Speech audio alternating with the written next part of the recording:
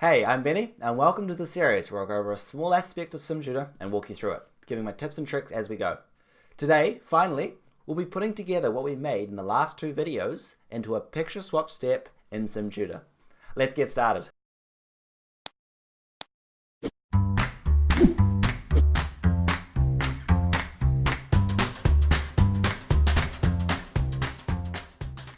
Alright, so time to put it all together. Now we're going to add a picture swap step. So this is when we can add our content from video 1 and video 2 into this picture swap step.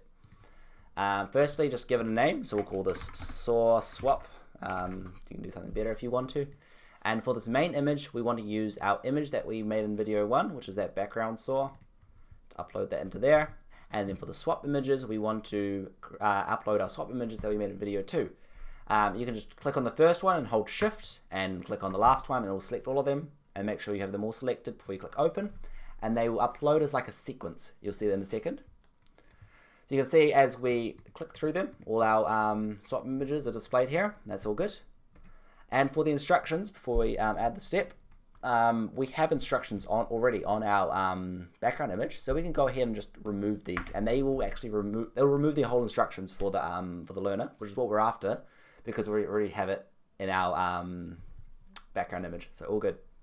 Go ahead and click add. It's as simple as that.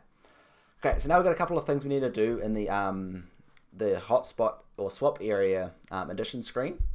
So the first thing we want to do is we want to give them the way forward before anything else. So right now the way forward is to click this button to proceed. So we need to just program that real quick. And by program, just add a swap area, draw a square, and plop that there and rearrange it, and you're done. Very easy. Next thing we want to do is move this dust extractor image. So this is just a representation of one of the 6 images. There's actually 6 images stacked behind it, and it will display whichever image depending what swap area you're hovering over, and you'll see that in a second. So we're just going to put this on this left pane here. This is why we made that left pane, and you can just make it bigger so it covers the whole thing, something like that. No problem. And then we want to add a swap area. So these are not too difficult. Just click add a swap area, draw a hotspot, and we'll do the first one, which is this dust extractor. So just click to place dots around this dust extractor. And once we've finished there, cool. Click complete, and then click on here, and this properties thing will appear. You can click on it, picture swap on hover, select the dust extractor, the one you want to display, which is relevant, and then be sure to unselect correct swap area, because we don't want them to click on this to proceed. We want them just to hover over it. So click on that, click save, and then we just do the same thing with this little L, because we want them to be able to hover over either of them.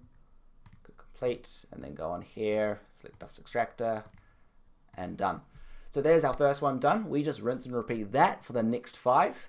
So I'll just do one more really quickly with you. So we'll just draw a hotspot over around here. So this is the saw terminal. We go into properties. I haven't actually clicked complete yet, sorry. It's properties of this one. So you click complete to complete your hotspot, and then you click on your hotspot, click your properties, choose the saw terminal, unselect the swap area, and done. And then you just do that again for the other hotspots on the screen. So I'm going to go ahead and do that really quick for you, and I'll fast forward and I'll see you in a second.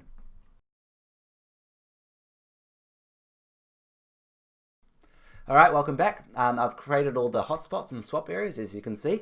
So we're just going to go ahead and preview this so we can see it's all working. So if I hover over here, we've got the dust extractor, saw terminal, dust extractor terminal, measurement slider, saw blade, and locking pin hole. Cool.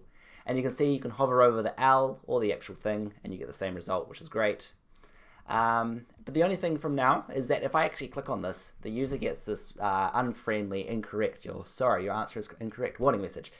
We don't really want that. So here's a cool little tip that's a new feature to SimTutor.